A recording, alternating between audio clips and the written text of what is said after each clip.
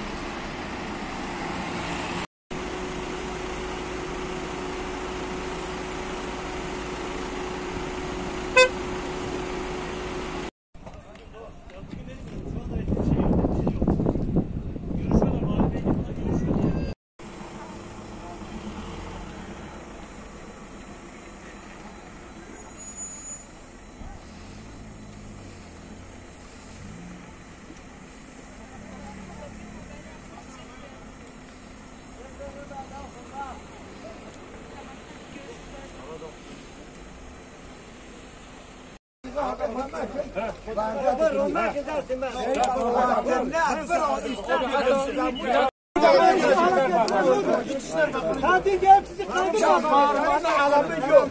Eylem çıkarmaya gelmedik. Biz ekmeğimiz için buradayız. Sakin ol. Sen sakin ol. Eylem yapmaya gelmiş. Yok eylem yapmaya gelmedik. Yok. Biz ekmeğimiz için buradayız.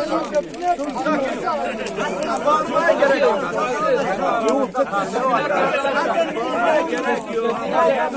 Hele şu asfaltın içinden biz çıkın hele. Hele şu asfaltın içinden biz çıkın. Asfalt yanıyor.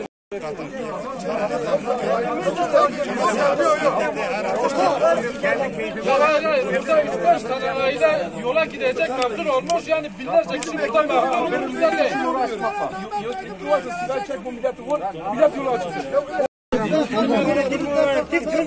Kooperatif yok. Kooperatif'e karşıyız. Kooperatif birleşmek.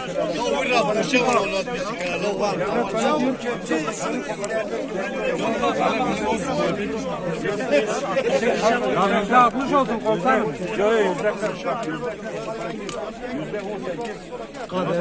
KDV.